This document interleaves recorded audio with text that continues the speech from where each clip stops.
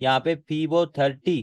क्यों इसको फीबो 30 बोल रहे हैं, क्यों इसको फ्री पास बोल रहे हैं? क्योंकि ये पार नहीं कर पाया और यहीं से टेस्ट करके हमें नीचे का, अब ये कोई ब्रेकआउट का लेवल नहीं है जिसमें मार्केट की ऊपर की और नीचे की दोनों संभावनाएं सेम बनी रहती हैं। ये फीबो 30 है, ये जबरदस्त दीवार है, इसका कोई ट्रेप नहीं होता है।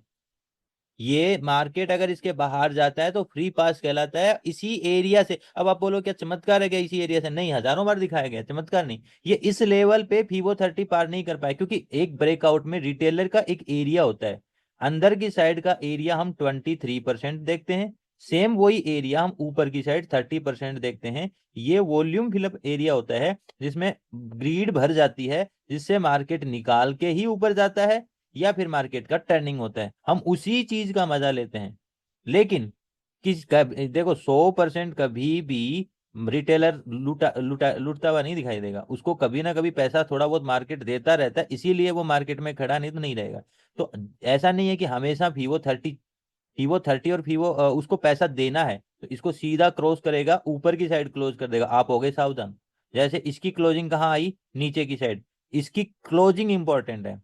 क्या इंपॉर्टेंट है? क्लोजिंग इंपॉर्टेंट है। तो ये हमारा फ्री पास और ये हमारा फिफ्थ 30, देखो यहाँ लिखा हुआ फिफ्थ 30, ठीक है। तो हम यहाँ पे क्लोजिंग आई है, ये क्लोजिंग ऊपर नहीं आई है, 5 मिनट की closing at the level I है। अगर यही क्लोजिंग एट द लेवल यहाँ आई होती तो हम इसको अंदर की साइड देखते, और यही क्लोजिंग अगर बाहर की साइड आई तो ये एरिया का रीटेस्ट हो गया।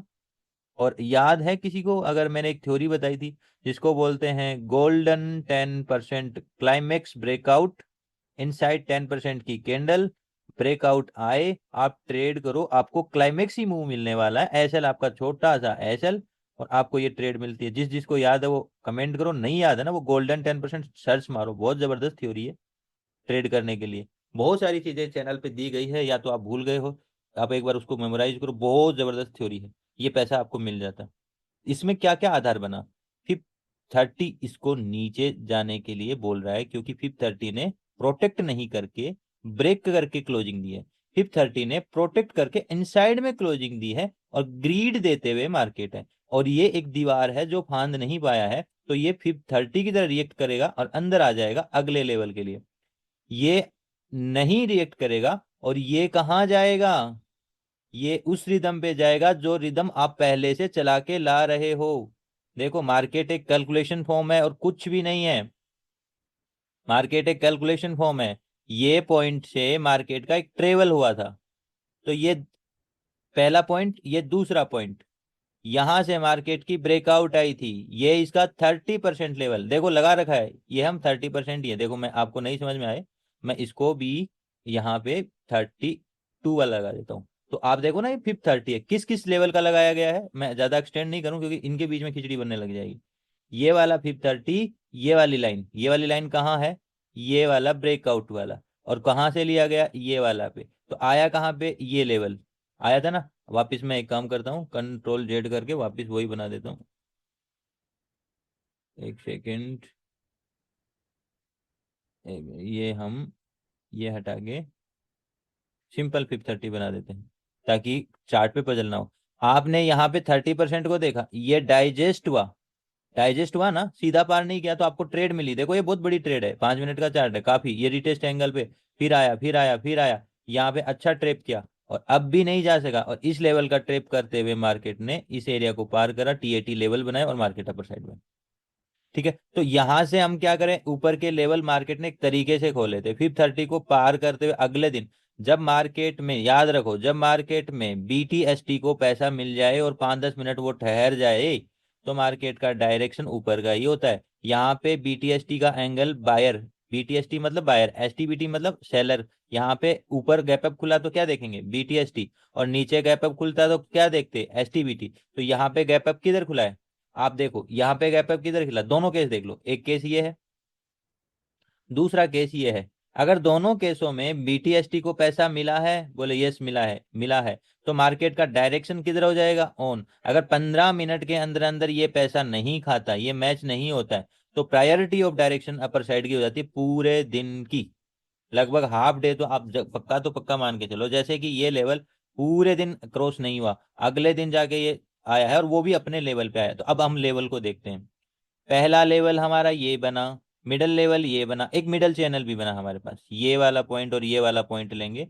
तो यहाँ पे इसने रिएक्शन दिया दिया उसके बाद में इसने इसको पार किया, 30% वाले से पार कर दिया, इसका इसको तो पार कर गया, इसका रिटेस्ट भी कर लिया। अब ऊपर जाएगा तो कौन सा लेवल सपोर्ट करेगा? जब ये गया, भाई ये बच्चे वाला गया तो बाप वाला आएगा, ये वाला आएगा, तो ये लाइन हो गई आपकी पार, और ये लाइन अब बन गई आपकी मिडल फॉर्म। क्या बन गई? Middle form. देखो बनी हुई ना मिडल फॉर्म, ये लाइन जा रही है ना, ये मिडल फॉर्म। और ऊपर की लाइन आपके पास आ गई ये। तो ये जो ऊपर की लाइन आ गई ये चैनल कंप्लीट करती है। पहला पॉइंट आपका, अब देखो पॉइंट कौन से हुए, ध्यान से देखो। पहला पॉइंट, दूसरा पॉइंट, क्योंकि पहले यही मिले हैं। फिर इसका रीटेस्ट आ रहा है, यहाँ पे चैनल है, यहाँ पे जाके कंफर्म हो जाता है, क्योंकि ये रिदम सेम इस लेवल पे रिटेस्ट करते हुए यहाँ जाके खत्म होती है। तो इसको बोलते हैं इक्वल फॉर्म में कंप्लीट होना।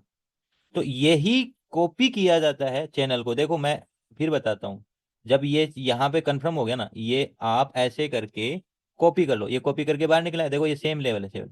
और इसी को उठा के आप इसी से मैच करते हो, किससे मैच करते हो, लगा दो नीचे।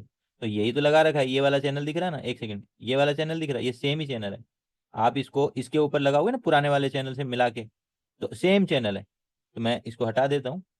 मेरा कहने का मतलब ये है, जो नहीं समझ पा रहे उनके लिए रिपीट कर रहा हूँ। ये जो रिदम है, इसी रिदम को कॉपी करके नीचे वही रिदम टेक देंगे। क्लियर है? अब आपका फीबो 30 पार हो रहा है, रिटेस्ट एंगल है, गोल्डन 10% है, ट्रेड डेफिनेटली नीचे के लिए। तो अगला लेवल कौन सा? बोलो क्लोजिंग अगर यहाँ आएगी तो मैं यहीं सावधान हो जाऊंगा, लेकिन क्लोजिंग तो यहाँ आ रही है, तो सावधान कहाँ होना? बोले ये लेवल पे। तो देखो ना, डिट्टो वही टच कर रहा है। तो बोलो ये डिट्टो टच क्यों कर रहा है? ये कैलकुलेशन इक्वल जो मिली थी आपको यहाँ पे, इसी ने कॉपी में आपको सेम रिदम दी है। अब आप इसको डायनेमिक बॉक्स बोल सकते हो। ये डायनेमिक बॉक्स, जैसे ये बॉक्स बना रहे हैं ना बॉक्स थ्योरी, ये बॉक्स ही तो है। अब ये डायनेमिक बॉक्स है चैनल में, आप इसको सीधा सीधा देख रहे हो, देख रहे हो, ये आपका हॉरिजेंटल फॉर्म है, और ये आपका ट्रेंडिंग फॉर्म है, ट्रेंडिंग फॉर्म है। तो इस ट्रेंडिंग फॉर्म में आपका ये एक बॉक्स हो गया, आप इस बॉक्स को ही कॉपी करके यहाँ ला रहे हो, तो ये एग्जैक्टली आपको वो लेवल दे रहा है। और एग्जैक्टली लेवल पे क्लोजिंग आ रही है, फिर मार्केट ऊपर जा रहा है, तो रिदम कौन सी आ रही है? ये जो येलो वाली रिदम मैंने यहाँ से स्टार्ट करी थी ना, ये मैंने आपको आज सुबह लगा के दी थी, यही रिदम है। और मार्केट की कभी भी ओपनिंग होती है, मतलब एक ट्रेवल की ओपनिंग होती है, वो धमाकेदार होती है। आप यहां से इन कैंडलों में सबसे बड़ी कैंडल कौन सी पाओगे? देखो बड़ा, मैं थोड़ा जूम कर देता हूँ, पीछे का चार्ट तो आप देख चुके हो। एक ओपनिंग और एक एंडिंग क्लाइमेक्स कैंडल से होती है, तो वो हमें कंफर्म करती है। तो यहाँ पे क्लाइमेक्स कैंडल कैंडल से एंडिंग आई है, क्योंकि इन सारी कैंडलों में ये सबसे बड़ी कैंडल है, और एट द प्लेस है, पिछली गिरावट के प्लेस पे ही है। तो ये एंड होने की पोजीशन से आती है, यहाँ पे अपने चैनल की रिदम कंप्लीट हो रही है। तो आप यहाँ पे क्या करोगे? अब बोलो सर ये तो थोड़ा सा एक्स्ट्रा निकल गया, मार्केट उस शेप को कवर कर लेगा, उसकी चिंता मत करो। आप देखो टाइम स्विच, आपका टाइम तो यहाँ स्विच हो रहा है ना, क्या यहाँ स्विच हुआ? तो आप यहाँ से टर्न करोगे। टाइम स्विच जो नहीं जानते मैं बता देता हूँ, एग्जैक्टली इस कैंडल से टर्न होके इस कैंडल में टर्न होने का टाइम, ये कैंडल खत्म, ये कैंडल ओपन, और ये खत्म कब हो रही है? ये खत्म यहाँ हो रही है, तो यहीं से अगली नीचे जानी स्टार्ट, इसी को बोलते हैं टाइम स्विच। और अगर इसने इतना एक्स्ट्रा किया, ये कैलकुलेट होके बराबर हो जाएगा। देखो यहाँ पे एक्स्ट्रा रखा ना, यहाँ पे एक्स्ट्रा रखा, कैलकुलेट हो गया इक्वल। अब देखो इसमें एक्स्ट्रा रखा, ये रिदम जितनी ऊपर गई ना उतनी ऊपर आएगी, देखना इस एरिया से इसने ये एक्स्ट्रा रखा, तो यहाँ से ये कम रख देगा, कम फॉर्म रख दी। अब ये कैलकुलेट करेगा, और अब इस एरिया को जब डीएफएम को पार करेगा, और यही ट्रेप है, तो देखो 30% को कैसे पार, अब ये 30% ही मान के चलो। आप देखो समझ नहीं पा रहे हो 30% का मतलब, आपके पास कौन सा एरिया है 30% लेने के लिए? ये ब्रेकआउट है, चाल यहां से स्टार्ट हुई है, नहीं यहां से स्टार्ट हुई है, नहीं यहां से स्टार्ट हुई है, कहां से स्टार्ट हुई है? आपकी चाल ये एरिया के होल्डिंग में यहां से स्टार्ट हुई है।